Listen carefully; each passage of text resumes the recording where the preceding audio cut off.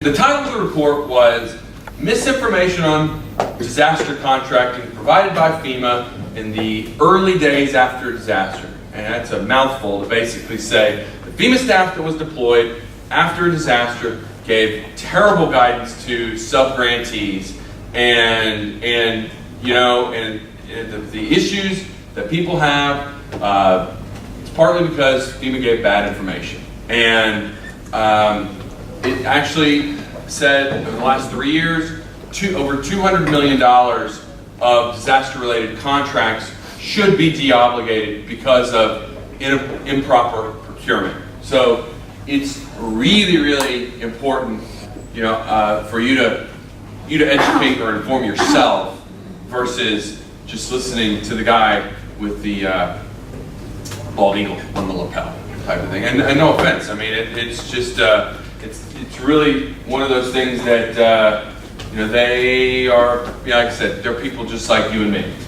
But when you do use local contractors, my biggest issue is that there's cronyism that's potential, kind of that, maybe it's just Texas where it's a brother-in-law type of deal, I doubt it, but they're unfamiliar with federal grants, they may be impacted by the disaster themselves.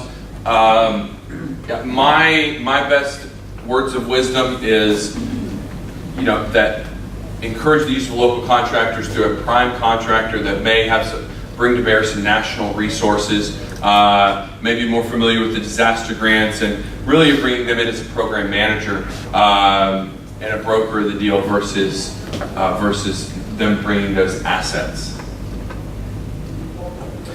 Cheryl, anything to add on use of local contractors? I mean, I know you get a lot of questions from your local governments who say... The other reason I think using the national and then letting them subcontract with the locals is that sometimes it takes a while to get that local national or that national person paid.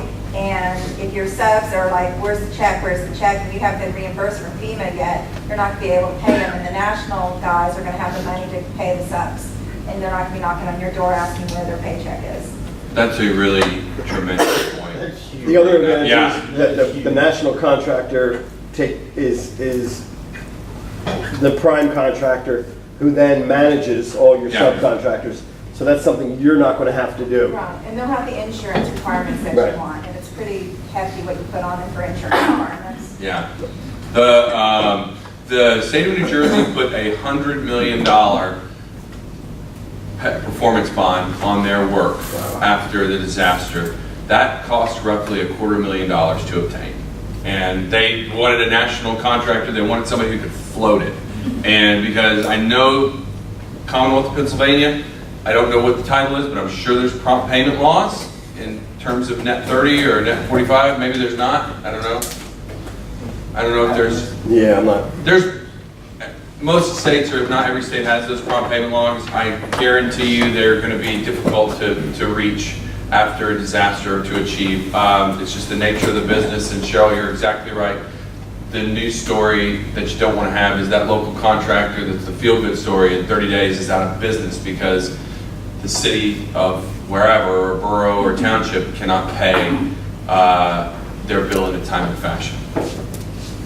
Yep. These large pre-event contracts with either nationally managed, are they almost exclusively activated following the presidential disaster declaration, or are there circumstances where the jurisdictions have activated them short of the declaration? That's a great point. I've seen it both ways. Some people are very, very adherent to the disaster declaration, and that's what they're not going to make a move until they have some sort of assurance that 75% of this is going to be picked up by Uncle Sam.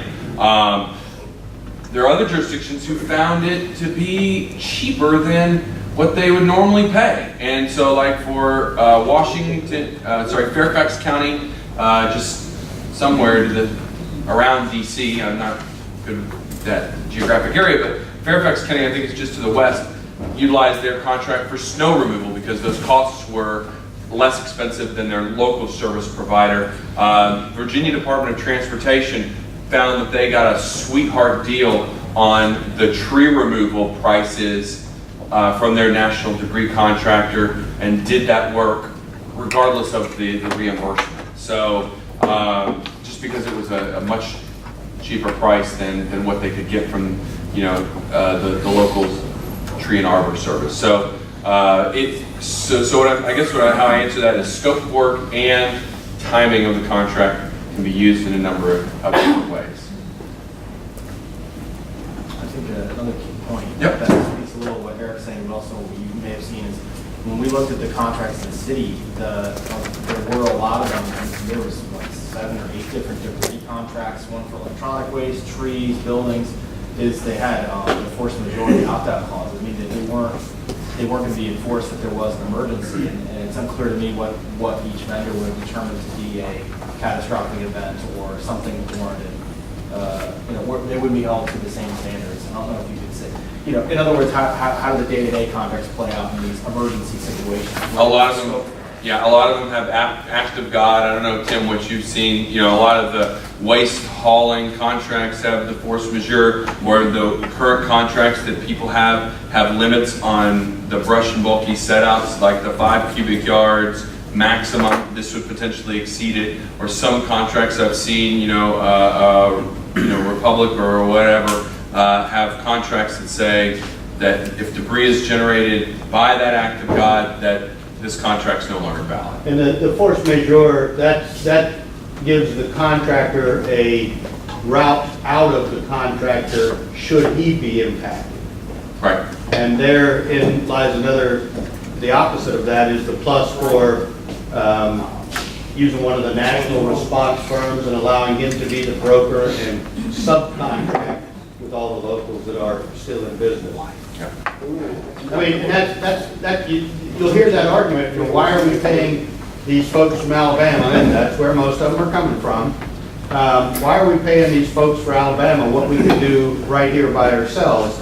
You get back to the $100 million performance bond and the insurance limits and the ability to float the cost of the project until you write your PW with your state guy, write the project worksheet, state reviews it, it goes to FEMA, FEMA reviews it, FEMA cuts a check, but when FEMA cuts a check, it's not to you. They cut the check back to the state, and then the state then sends it to you. So just inherently there, from PW to check, how long is that period of time? 6 or 8 weeks, easy. And I'm guessing that. I mean, there's no hard and fast rule, but in the meantime, somebody's got to be paying the subcontractors that are doing the work, a lot of them who can't show up on Monday if they don't get a check on Friday. And if you don't hire those guys, you'll read about that in the paper as well, too. So, but you've got to have a way to pay them before you as the city or the county would pay. And that's through the contractor. How do we, if we did set up a pre-event contract, how do we avoid antagonizing the mom and pop local contractors that, for example, parks and streets work with on a daily basis today? Do we need to draw a bright red line and say we will only activate a pre-event contract after a declaration, or clearly they've done it now if they don't want to play, they force majeure. But how do we as a city avoid antagonizing those regular contracts that we depend on a daily basis and define when we're going to switch gears and go national? They'll be angry. Oh, okay. So are you more concerned about them participating on the national scale contract, or more of a situation where there's some blurred lines, so to speak, between what's your normal everyday options and what the large type of? Obviously, we're going to invite them to participate. Absolutely, yeah, definitely. That's the first thing to do. But I'd imagine they're going to get, they're potentially going to get a worse rate from this national manager than they would perhaps working for parks on a daily basis. And so they prefer that they use their regular blue sky contract vehicle. And we're going to say, well, now we're actually switching gears.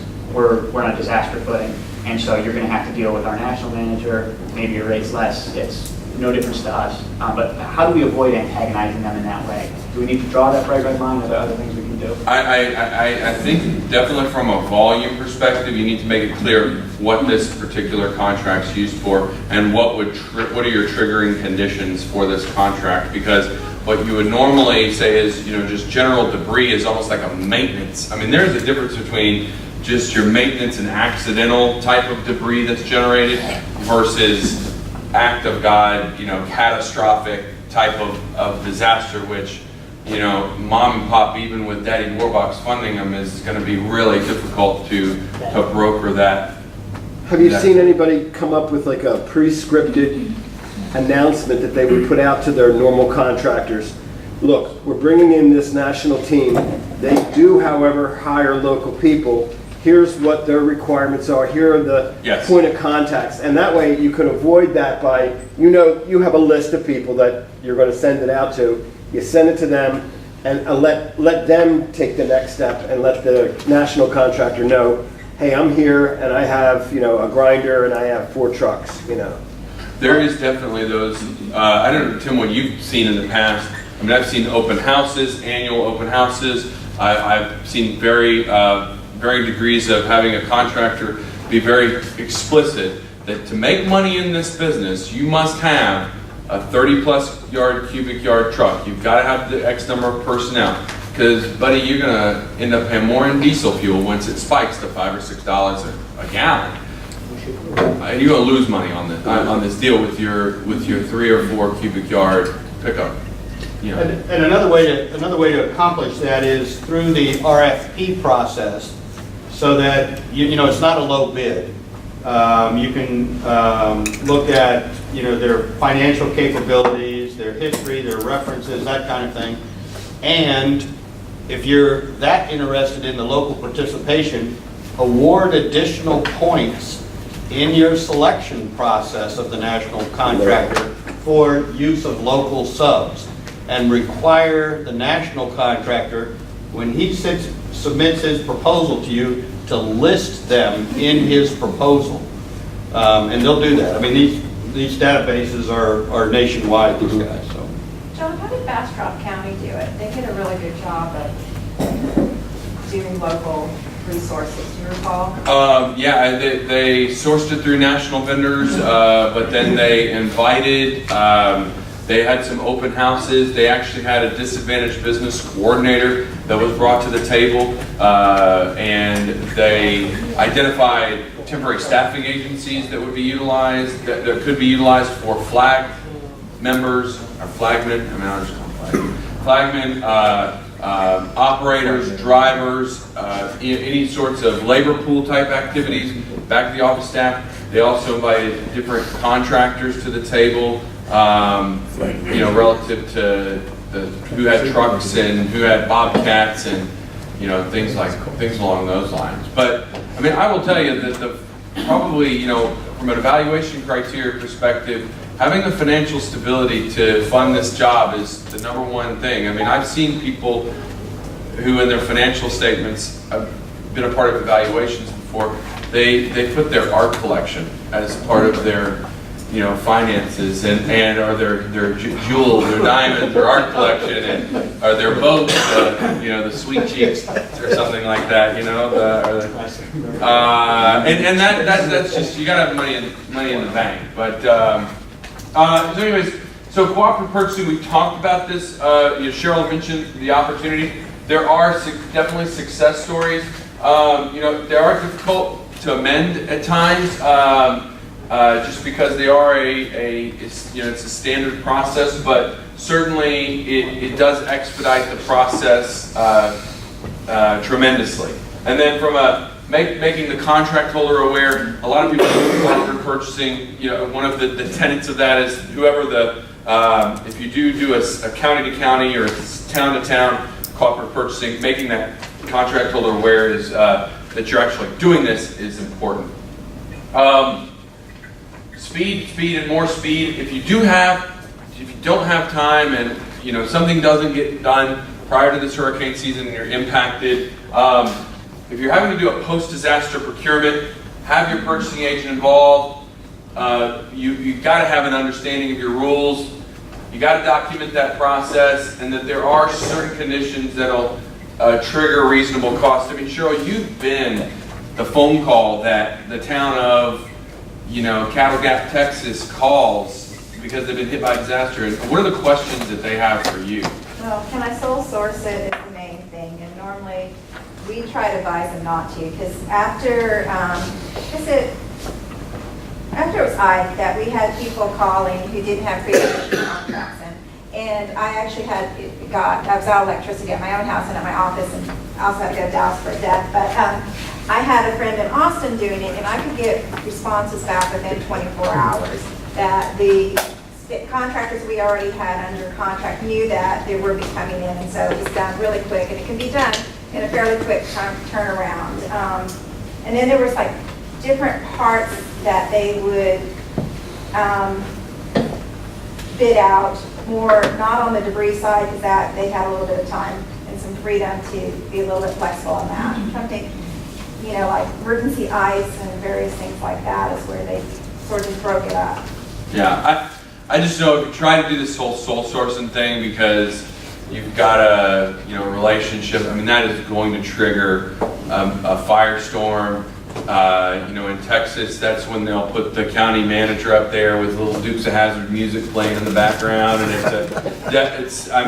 just definitely paints a terrible picture of us. That's when the county or your emergency agent's going to be going to do. I know, yeah. Somebody with CPPB, Certified Public Purchasing Professional. Certified? Purchasing agents know what the heck they're doing, and they may not have to get involved in this all that often, but they've got a network of purchasing professionals, and they can keep your tail out of hot water tremendously. I mean, they got to have a place at the EOC, right next to the legal. Declaration of intent letter, that kind of way. Yeah, they could. Yep, they could. So when the levee does break and you're contracting, you really just need to make sure that you're documenting things. Some of the scopes can have categorical exclusions from NEPA, especially in emergency work, remediation, debris. Some of the costs can be recovered prior to disaster for like food, water, ice, that sort of thing. I mean, they'll determine an incident period, especially when a disaster declaration occurs in the weeks or months after an incident. But that's, again, there are reimbursable costs through the grant. I'm going to skip the permanent work because we're here to focus on debris. But again, I would strongly encourage. I think Tim, Cheryl, you guys can chime in here on the insurance policy, because that's essentially what it is. It's a lot more efficient to do the evaluation process and to contract this now. We talk with blue sky, dark sky, to doing it now. Because here's my big three things. You can have a relationship with this vendor. I mean, the fact that Tim and I know each other, if he was on the public sector side, Cheryl and I, you have a relationship with your vendors. You know who they're going to send, you know who they're going to allocate, and you do annual meetings, all these sorts of things. And you can communicate your expectation. You can communicate, I want this, I have certain things that are non-negotiable for my town and my city, and you have that ability to do that. You can do that through that standby contract procedure. Just don't call it a standby contract. Okay, the preposition. Okay, preposition. Yeah, standby time is a bit of a preposition contract. We talked about show me the money, the contractor compensation. Scopes of work will dictate how your contract will be compensated. This is like the number one thing when you do. That's it. Oh, unbelievable! There you go. Somebody's messing with me, I think. I want that president on my hand. Where was that? And then the money don't come. Yeah, it's always Excuse me.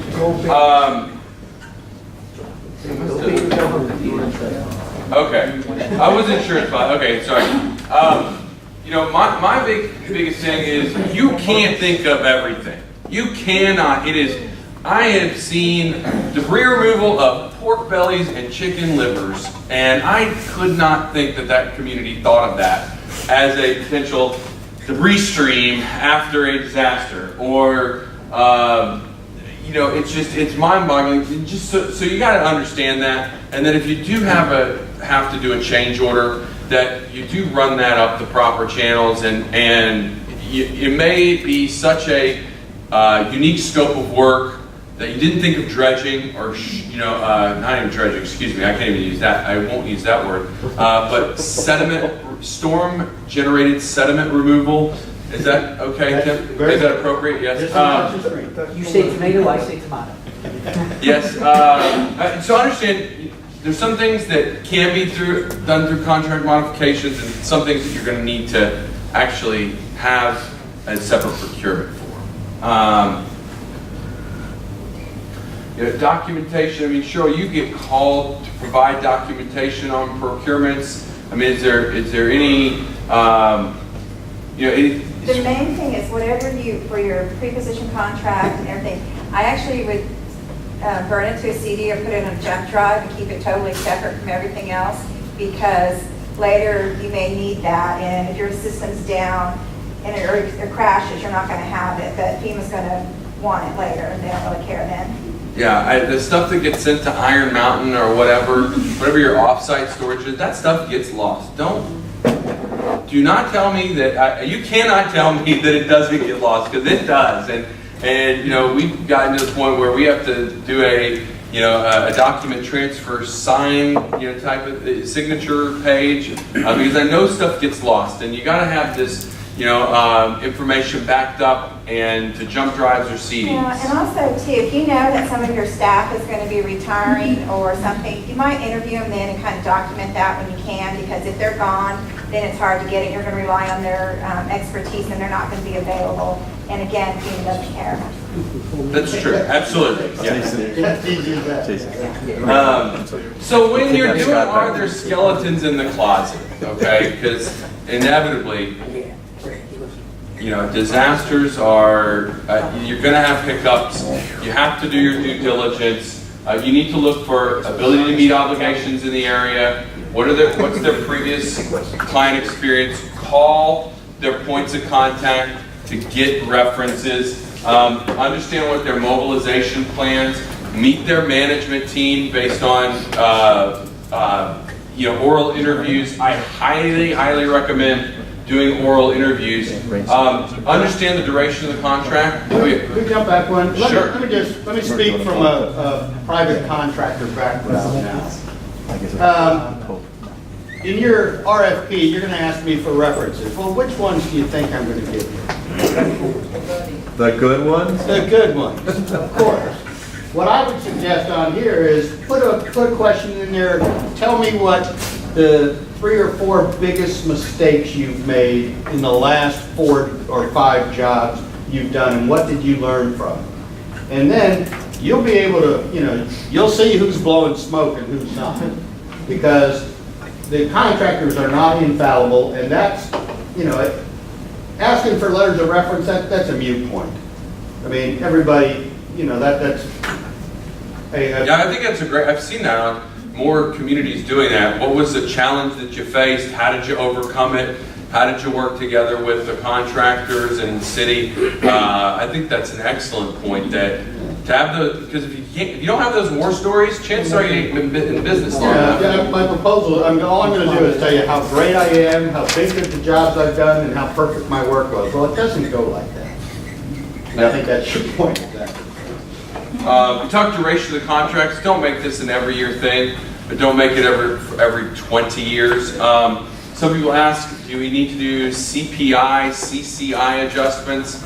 I haven't seen those in a lot of these contracts, Consumer Price Index or Consumer Construction Index. Tim, I don't know, or Cheryl, I don't think we have CCI. Is there CCI in the debris hauling ones? There is. Reminder, it's part of the Consumer Price Index? But it's not automatic, but it's not something automatic, to be yeah. considered. It can be considered. And I've done a little research into the Consumer Price Index versus the Construction Cost Index. Construction costs. Once you dive down in there, you realize that the Construction Cost Index is perhaps more appropriate for the equipment and the type of the work you're using than the elements that are considered in the consumer price index. Yeah. That CPI is looking at the cost of groceries, the cost of clothing, and, you know, the construction cost index is looking at the cost of fuel and equipment and purchases and things like that. And that's a discussion that you'll have to have with your purchasing agent. Yeah, and sometimes it's just based on what you used in the past, I mean, what they're most comfortable with. I definitely think, Cheryl, Yeah, and ours varies a little too, because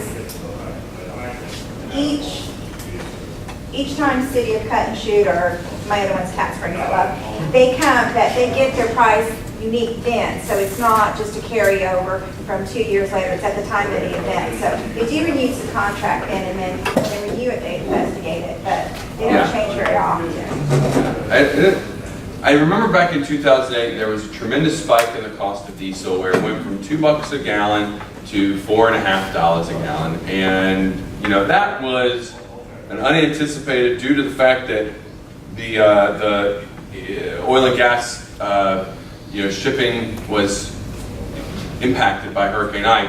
That they had, I think it was like $6 or $7 a gallon gas in Atlanta or something. I remember seeing that.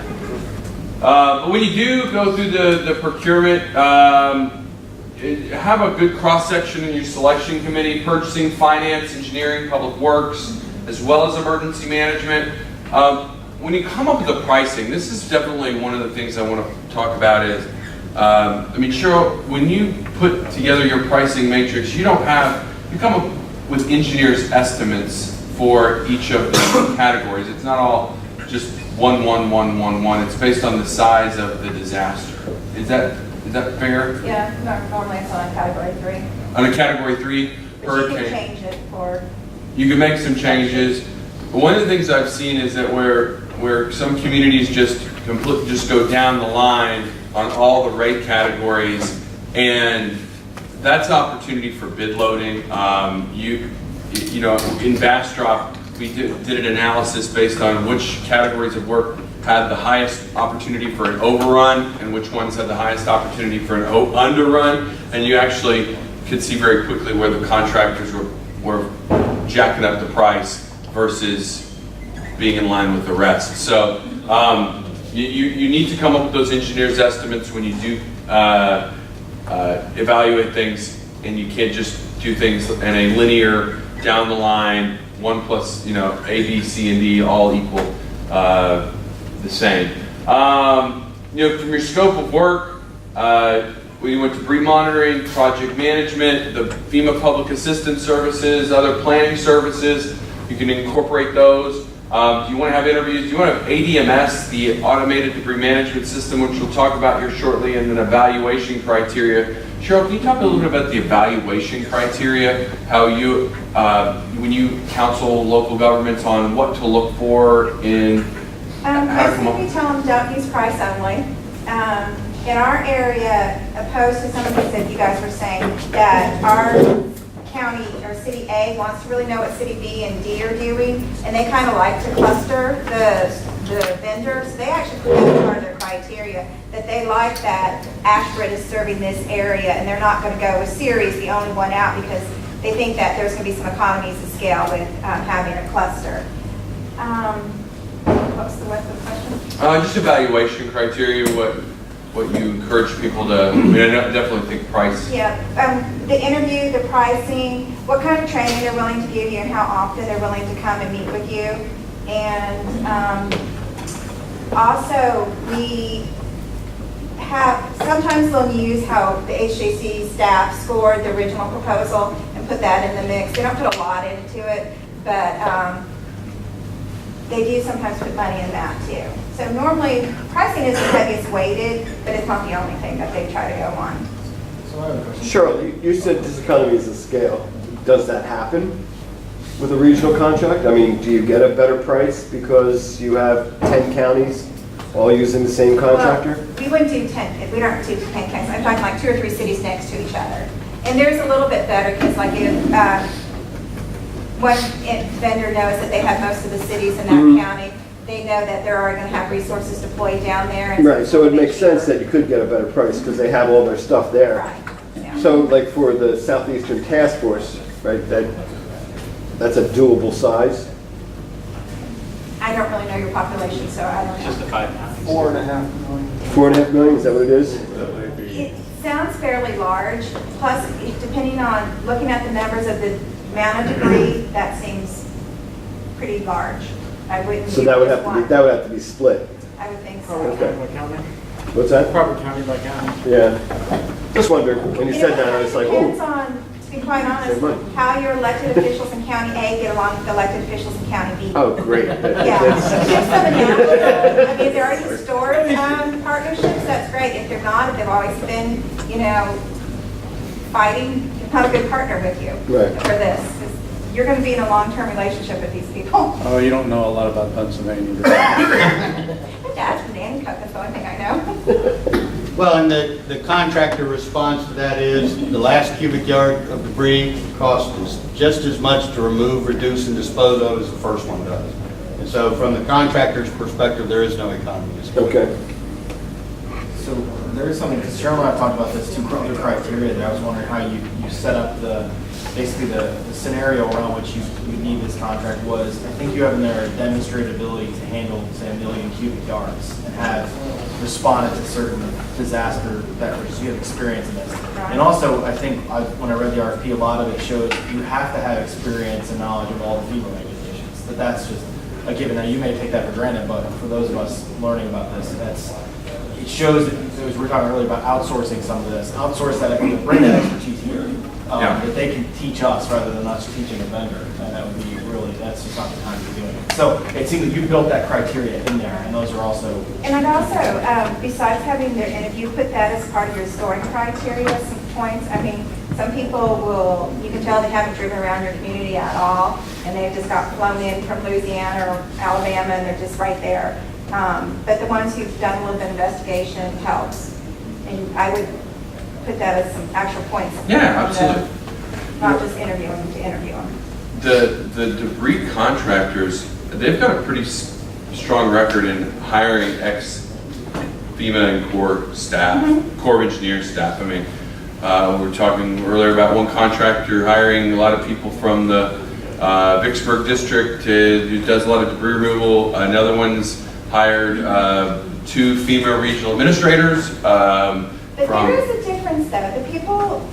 Some of the people that you have at your debris management site aren't going to be those same people, and you'll have conflicts. Like we had it in Harris County that 2 ex-military guys going at it didn't work, and so Harris County was like, we want that guy gone, and he moved someplace else. But I mean, there are some clashes of personality, and don't be afraid to say we want another person, because the people who are doing the interview, I can't believe that. sometimes a little bit more polished than people who are running the sites. I mean, there's a bit of.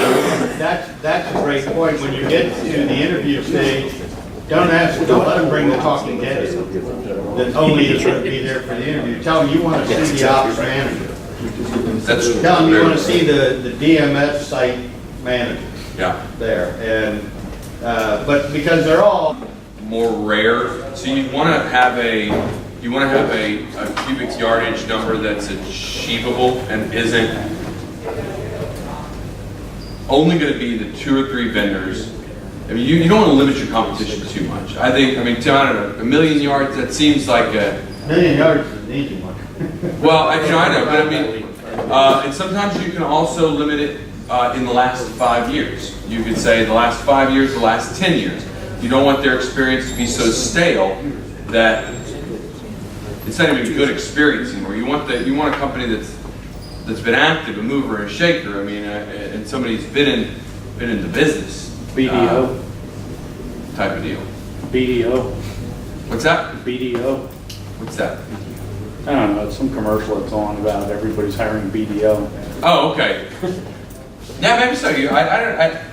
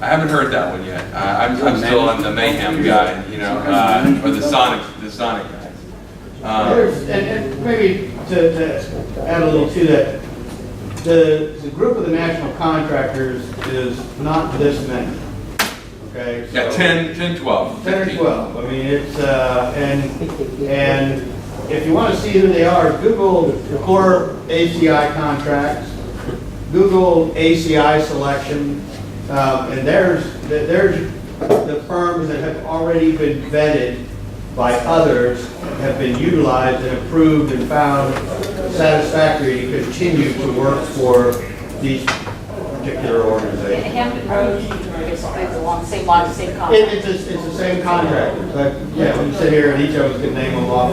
Yeah. Kind of one by one.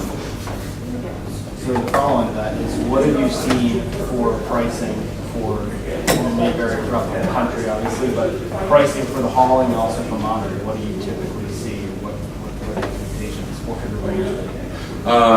You know, in the Northeast, it's definitely been higher. I mean, I think in certain places in the Midwest, I mean, I've seen it as low as like $3 or $4 per cubic yard, but I think that you're looking at different planning scenarios here. You're looking for a hurricane scenario. You're looking for resources that are on demand, like bees to honey. I mean, I think it's $20 to $30 per cubic yard to go from cradle to grave. I mean, I think that's the numbers that I've seen, $20 to $30 to $35 in some cases, depending if it's, I mean, it could be upwards of that much to get it, to dispose of it, to haul it away. I mean, sometimes it's driven by your disposal sites. Sometimes they have, sometimes contracts are written where there's certain, I think HGAC, is it 0 to 15 miles, 15 to 30? ACI has that. There's one price in HGAC. There's some contracts that use price escalators based on the one-way miles that truck has to travel. Right. And that can even make it upwards of $40 to $50 per cubic yard to dispose of when you know it's all said and done. And Chuck's here, right? Chuck, what does it look like on your end for disposal? Because I think that a lot of contracts will say it's everything off, so not including the tip. That's correct. So a lot of stuff. Well, this yardage had talk, give me headaches, probably tons. Tons, okay, so 4 cubic yards per ton. I mean, if you want to just, Like a ballpark number for C&T type of debris disposal in the southeastern Pennsylvania, mid-60s.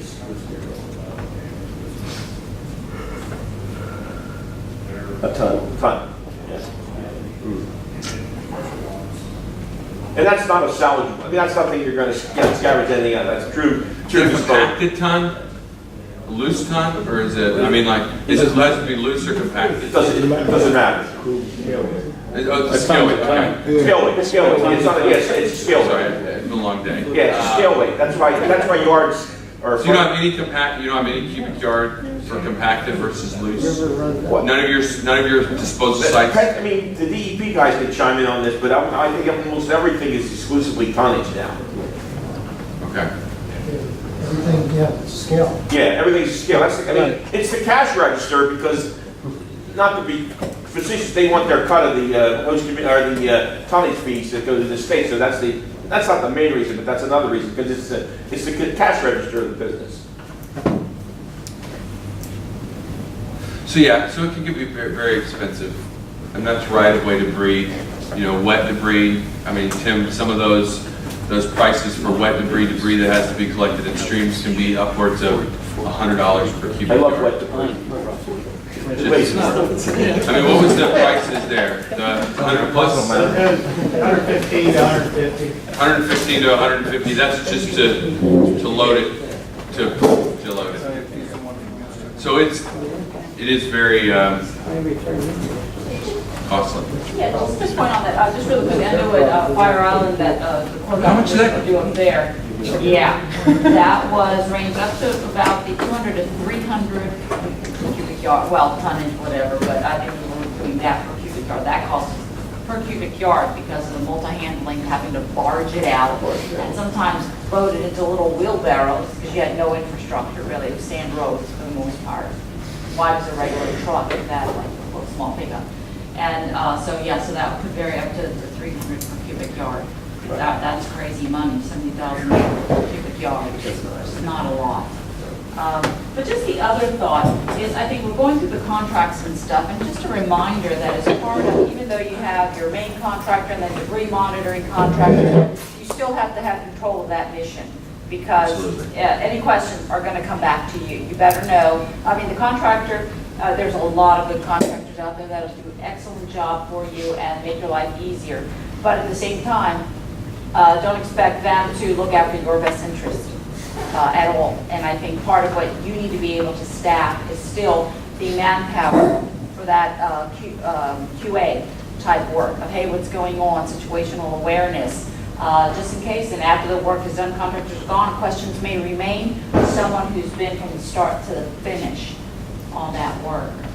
It's a great point. I couldn't agree with that more. I really hate it when we work for a client that says, here, it's your baby, we see you in 30 days. And just like I don't like the FEMA guy that says no too much, I don't like the FEMA guy that says yes too much either. And you gotta have that middle ground. But no, it's a tough deal. But I think you bring a great segue into the monitoring piece of this, which is $200 to $300 per cubic yard. That number's, I mean, those are big numbers there. And you've got to have the documentation to create that audit trail for the removal and disposal to tell that story. Here is the guidance, the policy guidance relative to Section 407 of the Stafford Act, FEMA 325, 327, the 9500 series policy guidance. One of the things that I do, I have a little tickler on my calendar that every month I check the FEMA website and I do Google searches, and I just type in 14. And then I go through every one of those. Every time it hits 14, and that's how I look at which new FEMA guidance has been issued. The federal procurement requirements, Code of Federal Regulations as well. So there's 3 layers of debris monitoring operations: the federal, the state, and then the local. FEMA and Corps of Engineers, through their technical assistance mission assignments, will be there to provide a great deal of oversight and a great deal of technical assistance. There's 2 ways the Corps can get involved, is through that. Most commonly, I'd say, is through the technical assistance mission assignment. There's through that Corps of Engineers, the other mission assignment, but this cannot replace your need for monitoring at a local level. You have to have, they'll be there as a resource, they'll train your folks, there'll be spot checks in the towers, but they will not replace what you've got to have to staff. From a sub-grantee, if you are when I say sub-grantee, the town, the borough, the county, or whomever is actually executing the debris mission, you can either do it through force account labor, temporary hires, or contracted services. Probably the most common, aside from contracting out these services, is through force account labor. We've seen people redistribute their public works and solid waste, their parks and recreation, as well as their neighborhood protection or code enforcement staff to be monitors. We've seen librarians being monitors before. I will tell you that it is a bear to redistribute staff, and oftentimes it works for a few weeks, but if debris operations continue for several months, it does become a challenge. But I will say that because of the Sandy Recovery Improvement Act and the Public Assistance Alternate Procedures, with that ability to acquire reimbursement for straight time and overtime, it's more advantageous for you to reassign staff to provide that oversight of debris operations. So to take, and be a part of that management team. Yes, sir. Just something that popped in my head, this the whole HGAC.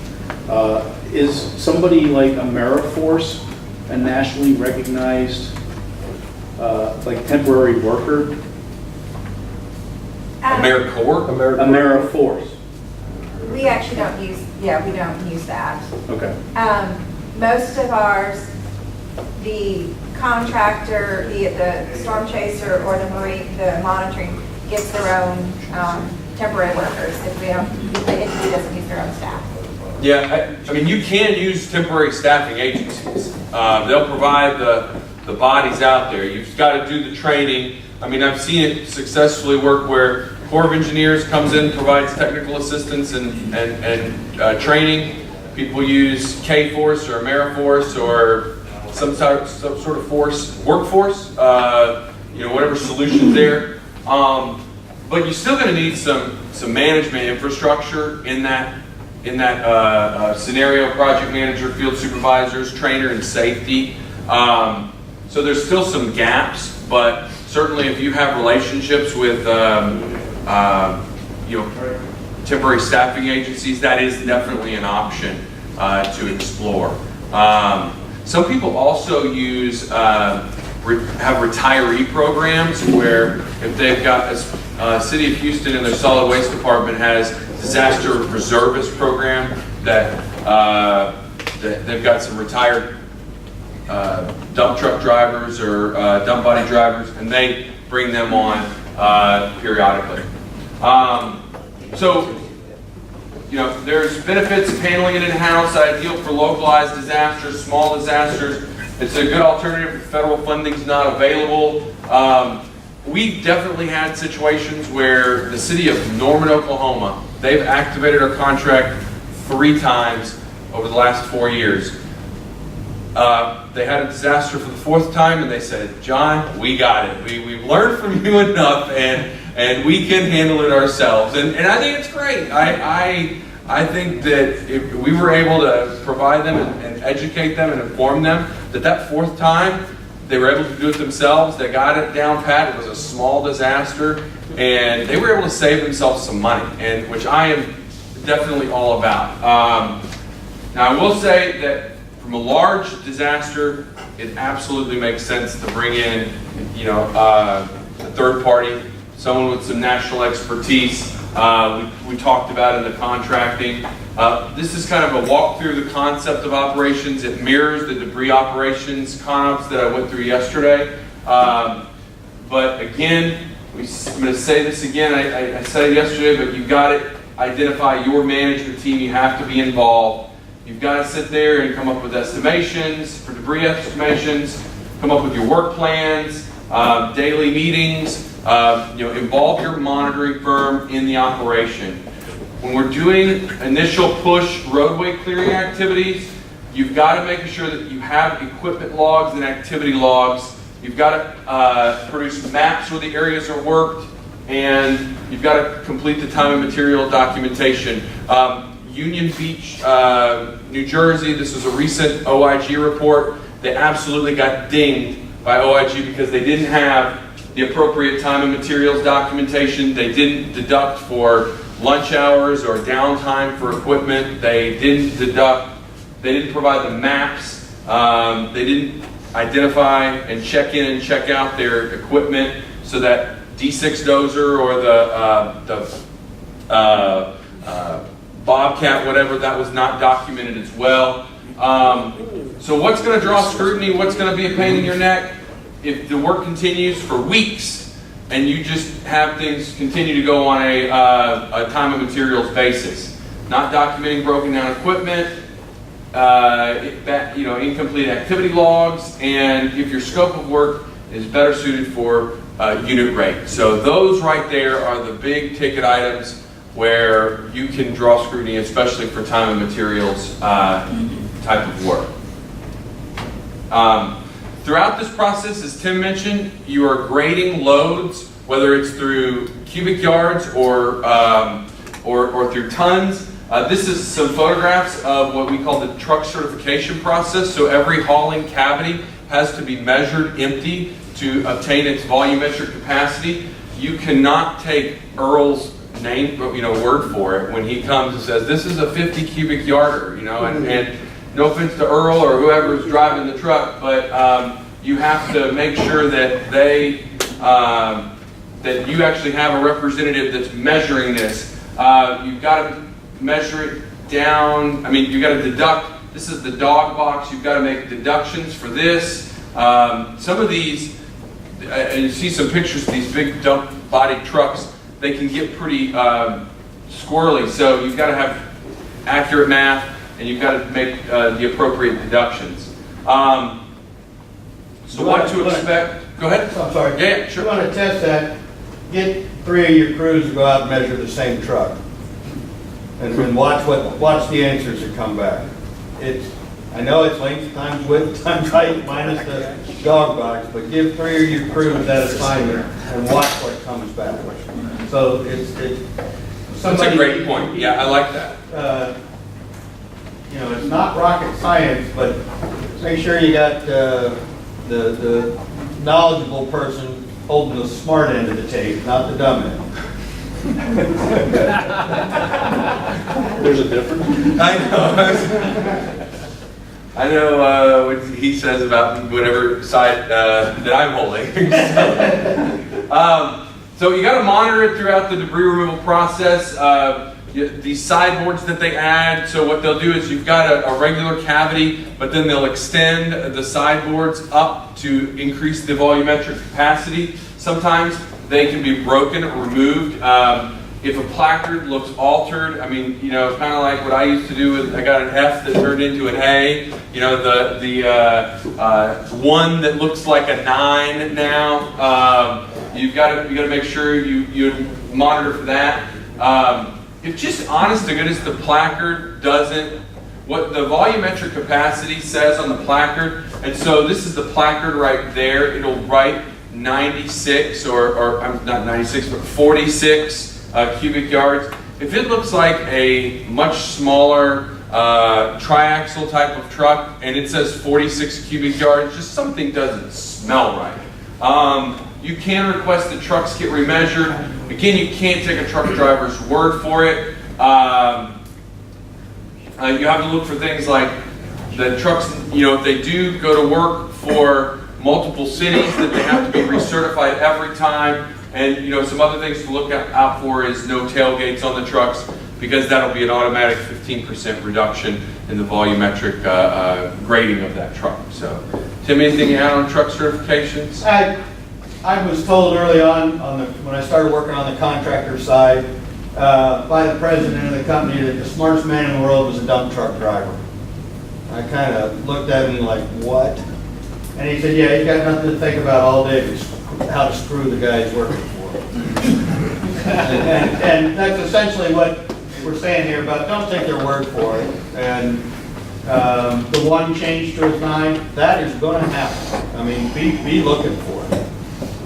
And what I would also suggest is pull a half a dozen trucks off the line every day and remeasure them and see what happens. The word gets out amongst the truck drivers pretty quickly about how tight you are on the regulations. And you can put a stop to that stuff pretty quickly. But the truck drivers are very creative.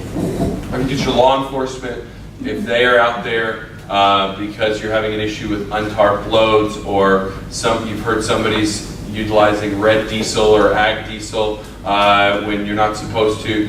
Again, like you said, stuff gets out pretty quickly with the truck drivers who are trying to pull fast ones. You're getting paid by the ton and don't have a tower to look in the bed after it's been dumped. Don't be surprised if they're in a big old root ball of a stump chained into the truck.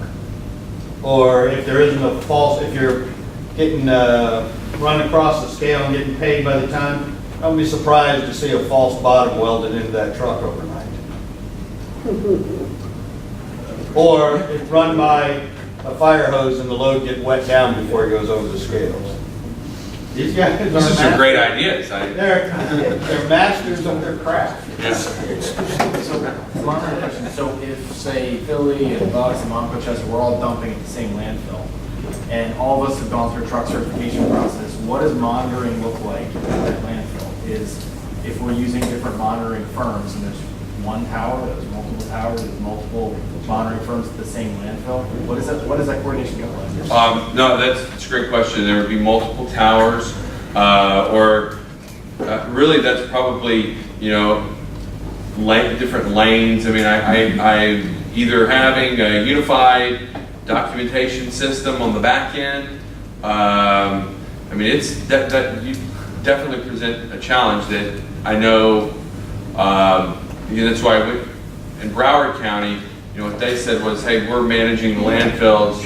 You're gonna have to use our documentation system. And so, I mean, now, I mean, I'm trying to think here, how a 5-county area with 70 towns per county, I mean, you just extrapolated that by a pretty good factor. I mean, Tim, I don't know, you... I might think a single tower with a single monitor and an interlocal agreement established in advance that you all are going to use and pay your fair share of this single monitoring firm in a single tower, and they'll make the call for all of these people.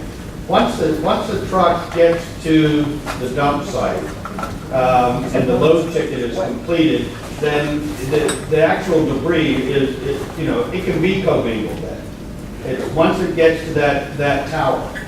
But again, in order to basically make it fair across the region and keep a fluid movement past the tower, put one monitor up there, but have the agreement in place ahead of time that says all 70 of us have agreed that these guys are going to do the monitoring and we'll each pay our share of the cost of the monitor at the landfill.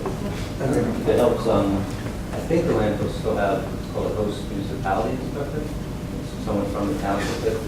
I don't know if they could be people on it. But the tower, if you're weighing, I'm not sure what's the validity of the tower. Yeah.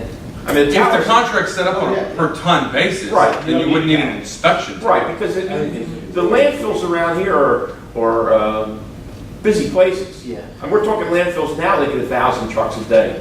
Right. Non-storm related. Sure. So, and you know, I just don't see a tower having any utility other than if you're doing it by ton. Towers by the cubic yard. All per cubic yard, yes. Yeah, because they could bolt a car underneath it that gets teared out. So it's the difference between your in and out weight, so it doesn't matter. Sure. Yeah, so in really, what this is, and I'll skip to the disposal side. I mean, really, what you saw, some of the photographs that Tim had provided, which I think were a good cross-section of, you know, the fact that these are temporary debris sites that you would take on a per cubic yard basis. Now you could do haul out to a landfill on a per ton basis, right, which really you're looking at going from 3,000 trucks per day over your scales beyond your 1,000, and that's just for the local governments. That's not all the private contractor work that you're going to get to that's going to increase your capacity. So if you can utilize this through a per cubic yard and then do your disposal on a per ton basis, I think that's what I'm saying is probably the most appropriate method. Could that be a check and balance? The ton against the cubic yard?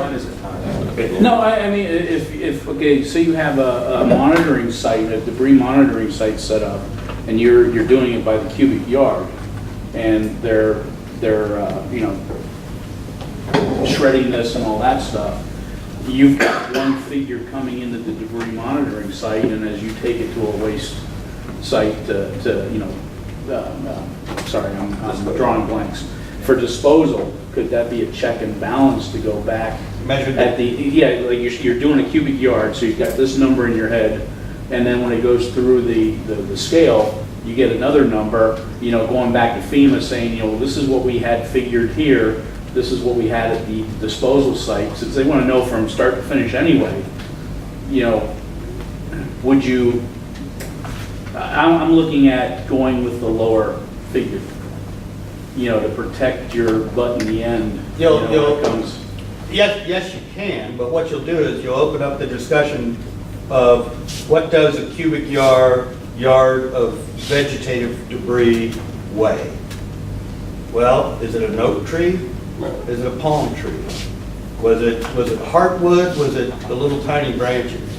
Was that load of C&D, was there concrete and metal in it? Or was it soaked carpet or wallboard?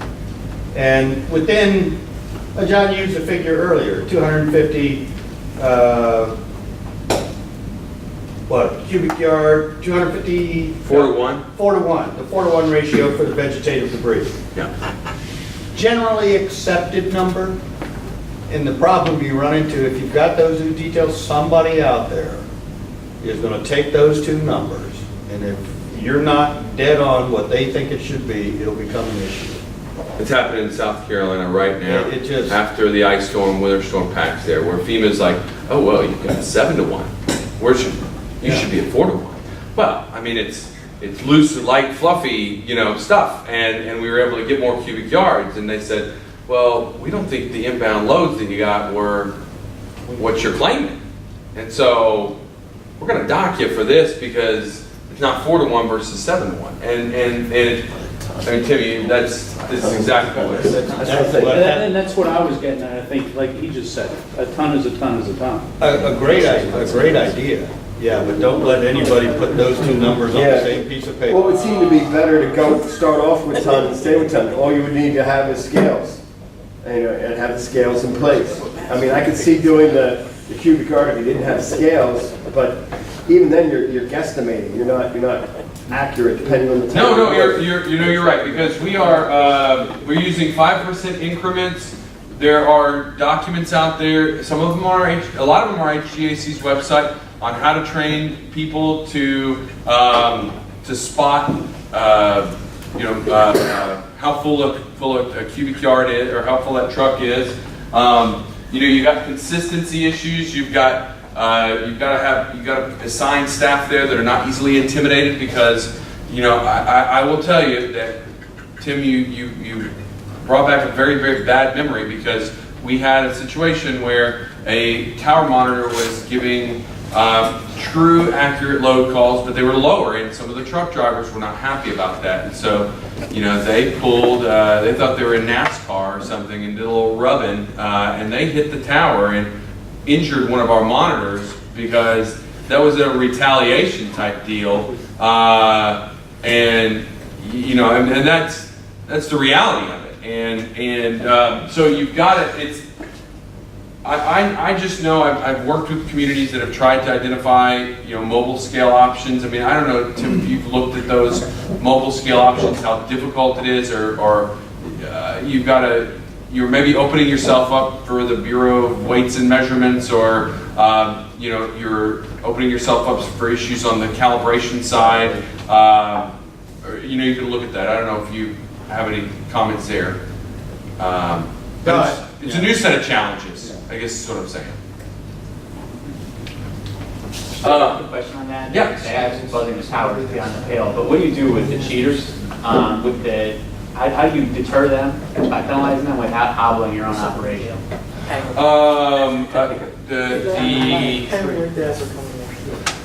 So definitely we encourage our monitors during the training program to make sure that they do not write a ticket for ineligible debris, and that they document that with their supervisors. One of the things that we've instituted now is the use of automated debris management systems, which I do want to talk about, because that, now with the advent of the smartphones and the commercial off-the-shelf ability to utilize smartphones, what we tell our folks now is to take photographs and send those in during questionable situations to deter fraudulent activities. So there's a lot more eyes and ears out there to document a potential contractor going in somebody's backyard, or even under the circumstances where they're doing load calls.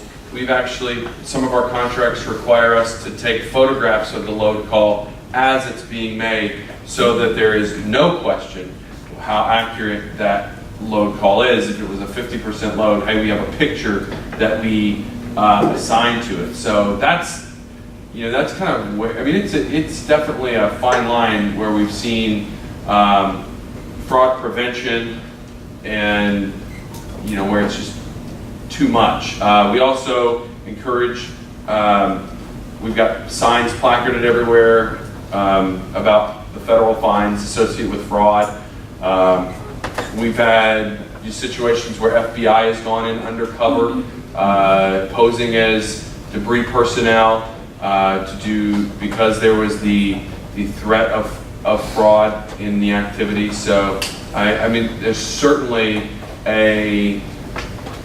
there's certainly opportunities for fraud, without a doubt. I mean, that's So you don't pay for loads that are fraudulent? absolutely, yeah, you deduct those. They get reported to law enforcement right away, so they get with the fine? Depends on what the contract said. I mean, certainly if there's a fraudulent load, if there's impropriety or land clearing, and somehow that makes it through the system or identified later after a load ticket was written, that those load tickets are identified, isolated, and then removed from the payment recommendations that are eventually submitted to FEMA, so that there is the intent to defraud versus actually committing fraud. I guess what I'm asking is, do you penalize the driver? Do you penalize the company, both, or neither? The company, Go after the contractor and Yes. tell him that not only am I not paying you for that load, I'm not going to pay you for any load that truck hauled in Correct. until Absolutely. this issue is resolved. yes. Don't nickel dime me. They'll laugh at you. You got to go hard at the money and make it. You've got to. These contracts are in the millions of dollars, and if all you're going to do is gig them $300 for that truckload, go on. That's not worth enough of my time, effort, and energy to investigate. I guess I'm getting, so how do we get ahead of this? Do you put the stuff in contract, so do you get that deterrent value, or is it in the plan, or where do the penalties, where do they get spelled out?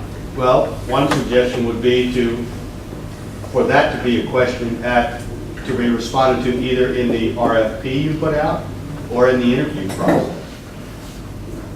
Yeah, certainly, I've had debris contractors who, I mean, they certainly utilize subcontractors a lot. They immediately remove them from the job. They say, we haven't known them long enough to miss them, type of thing. But we certainly encourage that particular truck. You identify that crew, you identify that driver, and either suspend all of those records or all of those load tickets from the beginning of the job. Usually it's a week to 2 weeks. $10 a day or 10 loads a day. I mean, that is absolutely starts to be real money, $30,000 to $50,000, where it's in question.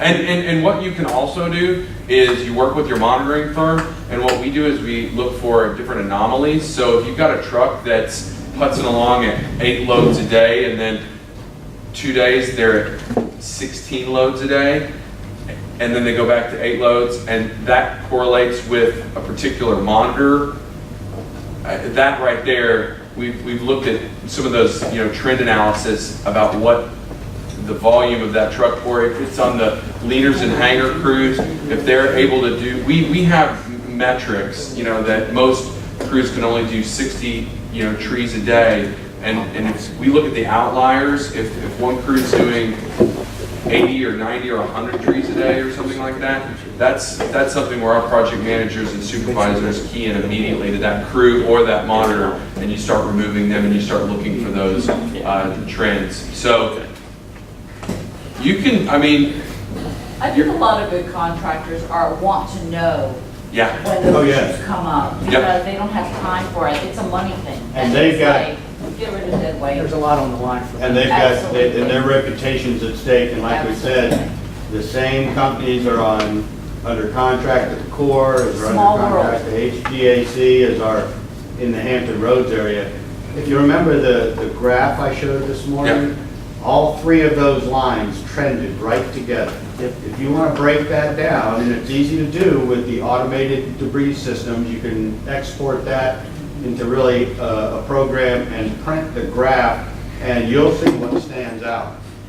Yeah, so this, I was on Twitter, I really like Twitter, and there's a picture, I get most of my news in 180 characters, is what I unfortunately admit, but I saw this picture of 2003 versus 2013, and that's essentially what's happening with the debris monitoring and the ADMS, and that's something that I give a ton of credit to the Corps of Engineers and their ACI initiative for driving this process. So essentially what you used to have is you got your GPS, you got your batteries, your calculator, camera, SIM cards, cell phone, clipboard, pen, document logs, load tickets, all that stuff. And now you got this. And I know I'm oversimplifying it because there is the need to have car chargers, and you have mobile printers, but you know, to be honest with you, for a fact, this is much more impactful in my opinion. Now you're going from all this stuff to keep up with, and now you got, you know, this little jobby, whether it's iPhone technology or Droid-based or Windows ME. I'm software or mobile platform agnostic. I think as long as it's being done electronically in a remote system, whether it's through smart card or RFID or through mobile cell towers, the cost of this has now caught up with the technology that's there. And so now you're not, historically what was occurring was to actually, the barrier to entry for this was so great because you had to go to overseas to have these specialized handhelds built like the stuff you see in Hertz. And at the rate of technology, I think it's Meyer's Law, or I don't know, whatever where technology increases and processor speeds increase.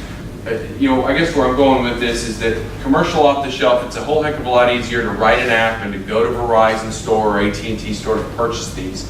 And that's why this is where we are. So, so these paper-based systems are fading, and now, you know, Corps of Engineers is promoting, and that's how they set the standard. FEMA 327 Chapter 2, that the applicant should demonstrate through a cost analysis that the use of the system is cost-effective and reasonable. And essentially, because of the data entry savings that you have on the back end and the accuracy and real-time data, that savings is achieved. I can tell you it's available from a multitude of third-party vendors.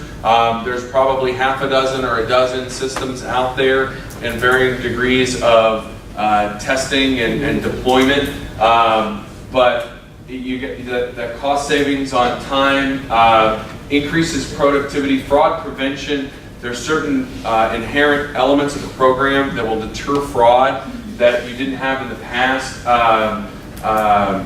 You have a much stronger audit trail, and really the reporting tools were incredible because now you can use Google Earth, you can use Esri, you can use just regular dynamic reports to see where the trucks are in the field. You can see where the loads have been picked up. You can see where your monitors are. So if I've got a truck that is in New Jersey or over the river, I can actually see that, you know, from my laptop or from my desktop versus, you know, I mean, it's real big brother, guys. I mean, that's where it's going. I mean, we haven't started deploying drones or anything yet over this, but what you're able to do with your smart... It's being talked about. I know it is. I actually know it is. I mean, yeah, it's not a bad idea.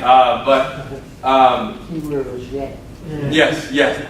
But you can really see through the use of ADMS, you're able to really pinpoint accurately statistics. You can see where the debris is coming from. You can set up different parameters if you involve GIS. You can see whether it's council member districts or congressional districts, see where assets are deployed and resources are located. You can see now, I mean, this graph is very similar to the graph that Tim had just done on pen and paper in 2004. I mean, these are automated reports now that really were sketches at the time, and now they're industry standards. So I'm going to save him for just a second, but it's a good story. But yeah, so that right there, from a monitoring perspective, is turned into really be the standard, and it's something that, you know, I encourage everybody to look at as far as you know, what's out there. Yeah, go ahead. One comment about the fraud, waste, and abuse. This information is available near real time. And so it's not like you have to go back through a stack of 500 tickets and, you know, create a spreadsheet. You can watch this stuff as it's happening in the field. And, you know, you see the one truck that, you know, it's taking about an hour and a half to make a round trip, and all of a sudden it's 3 hours for a round trip. You know, where were you? You know, and it's the big brother, the eye in the sky. Have these systems worked in an environment where the cell system's been compromised? That's a great question, because I do know that in in Hurricane Sandy, I'll just say, to answer this question, yes, there are, it's through the RFID smart cards. There's some systems that utilize, what are the square things called? The square barcodes. What are QR readers. Some people store the data on some sort of card. Some people utilize our system. The system that we use has a dual capability because of that particular issue. So that to get the real-time data, cell phone coverage is required in a lot of systems. To capture the data, you don't need cell phone coverage. But to like know where the trucks are, yeah, you absolutely have to have that cell phone connectivity. I will say this, that the cell phone service providers, just because of the reliance on it, I mean, I don't know how much coordination you have with the Verizon guys and gals or the T-Mobile or the AT&T, but certainly with the CALs and the redundant systems and generators, I mean, I know it's still out there as a threat, but I think that time window has really decreased from the times where cellular connectivity was an issue. I don't know if that is it still an issue up here or a question mark for y'all?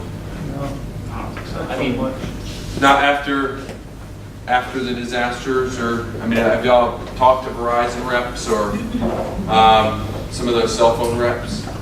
we'll get cows and colts deployed for special events, so they're in the region. That's not an issue. Yeah. I'm just thinking back to Katrina and what happened down there. I know it was an issue back then. It was, sounds absolutely like was. It's a different ballgame. I think it really has been. I mean, we've made tremendous strides from where we were back in 2005. Yeah, how many different cell phones has each of us owned since 2005? Yeah. One. Well, okay. Yeah. The other one was given to me by the county. It still puts dimes in Yeah. But a lot of times after the disaster, even though the voice is tied up, Yes. you could still transfer data. That's true. That's true. Yeah, voice, because all these are data bits, whether it's SMS or whether it's other. Again, I'm going to toe the boundary of what I know of cell phone coverage, but data is a much quicker, much shorter response time. Smaller. Yeah, recovery time rather. Yeah. And that's one of the advances in the industry that we've seen over the last 10 or 15 years is you can go to an area like a Katrina impact area, and it's not very long at all until the cell phones are back up because everybody is relying on them. Yeah, I think the reliance has just exponentially grown, especially the data piece. I mean, just from where we were in 04, 05 to where we are today. In these systems, we usually come with the management company that you have managing all of the contractors, and will they usually come really equipped, like for example, a city department licenses, inspections, the parks crews, the streets crews? Yeah, there's a couple of different ways. Usually it's a part of the monitoring function where they'll add the ADMS technology. That's much more common. On the ACI, on the Corps of Engineers side, it's on the hauling side, but generally in FEMA, through the Public Assistance Program, it's two separate contracts independent of one another. There's sometimes opportunities for leasing where it's on a per hour basis or a per day basis to lease the equipment to code enforcement or different staff. We've seen some communities that have chose to approach it from that perspective and utilize that model. Yeah.